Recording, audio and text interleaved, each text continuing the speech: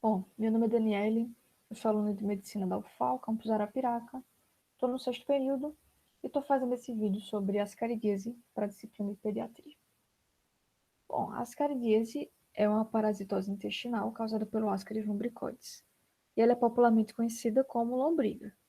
É a reumatíase de maior prevalência no mundo, atingindo cerca de 30% da população mundial, e é relacionada a condições sanitárias precárias, que facilitam a propagação dessa doença. E o Ascaris lumbricoides é um geoparasita, porque algumas fases do seu desenvolvimento são realizadas no solo. E é importante conhecer o ciclo desse parasita, né?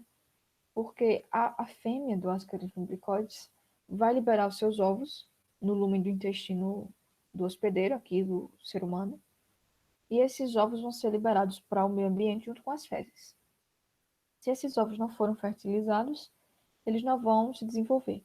Mas se eles foram fertilizados, mediante condições adequadas aqui desse solo, de umidade, de temperatura, de sombra, eles vão passar por algumas fases evolutivas até chegar numa fase infectante, uma fase de ovo infectante. Essa fase, que pode sobreviver por meses, sob condições adequadas no solo, ela vai invadir o organismo humano por meio da ingestão de alimentos ou de água contaminada. E aqui no intestino humano, esses ovos vão eclodir e liberar larvas.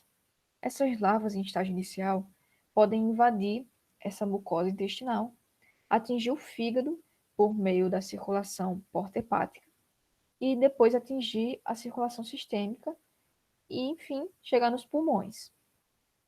Aqui nos pulmões, essas larvas vão encontrar uma condição adequada para continuar a sua evolução. E elas vão passar alguns dias aí, evoluindo para fases mais maduras, e atingindo essa evolução, elas vão passar pelos bronquíolos, atingir a via aérea e ascender junto com o muco por meio dos movimentos ciliares dessa via aérea. Atingindo a faringe, essas larvas vão ser deglutidas e vão voltar para o sistema digestivo de forma passiva. Agora, numa fase mais madura, elas vão poder crescer, vão poder maturar sexualmente e vão formar os vermes adultos aqui, representados nessa imagem. A fêmea, que é bem maior e tem um diâmetro maior também que o macho.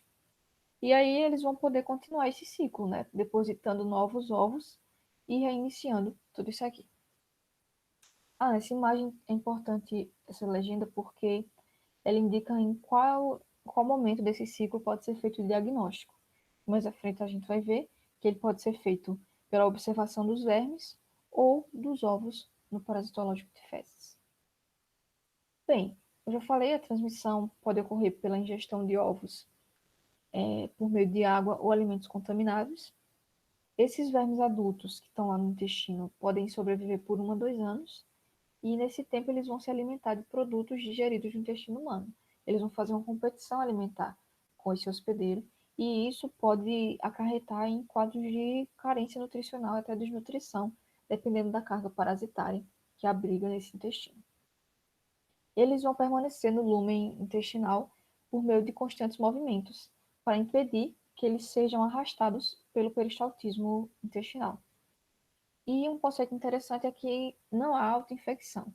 Aquele ciclo que a gente comentou vai fazer com que outras pessoas venham se contaminar, mas o número de vermes que uma pessoa parasitada vai ter vai ser determinado pelo número de ovos que ela ingeriu, não pelos ovos que ela vai começar a liberar nas suas fezes. Bem, a clínica desse paciente depende da migração das larvas ou de quadros obstrutivos que esses vermes venham a fazer. Uma apresentação importante é a síndrome de Loeffler, que ela decorre do ciclo pulmonar, da passagem das larvas pelos pulmões, e pode cursar com tosse, seca ou produtiva, sibilos, dispneia, febre, eosinofilia no hemograma e um infiltrado grosseiro no raio-x de tórax. O verme adulto pode provocar algumas manifestações inespecíficas, como cólicas abdominais, náuseas, vômitos, flatulência e carências nutricionais. Mas, dependendo da carga parasitária, pode haver a formação do chamado bolo de Ascaris, que leva a uma obstrução intestinal. Essa obstrução vai se manifestar com distensão abdominal, anorexia, vômitos biliosos e desidratação. O paciente também pode eliminar esses vermes pelo ânus, pela boca ou até pela narina.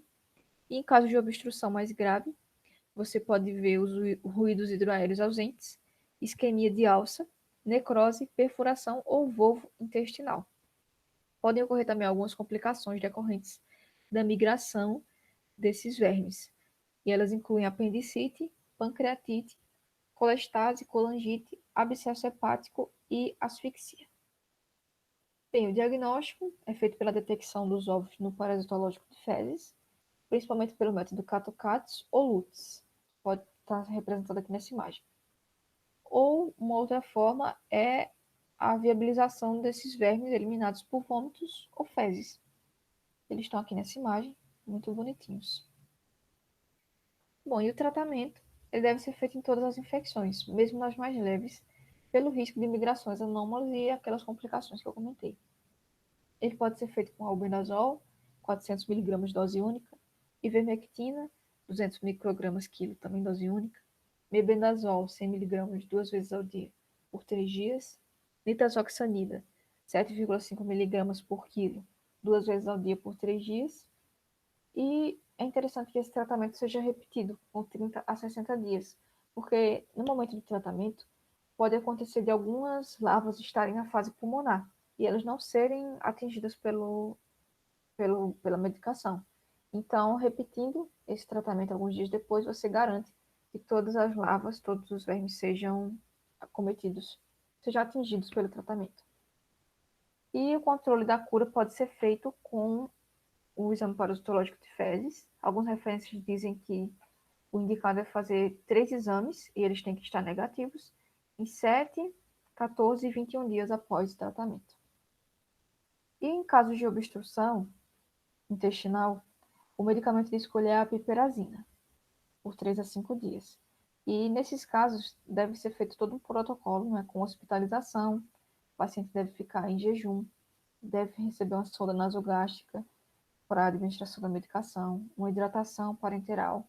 Pode ser feito a administração de óleo mineral por essa sonda para ajudar na liberação desses vermes. E é importante também a avaliação cirúrgica para esse paciente.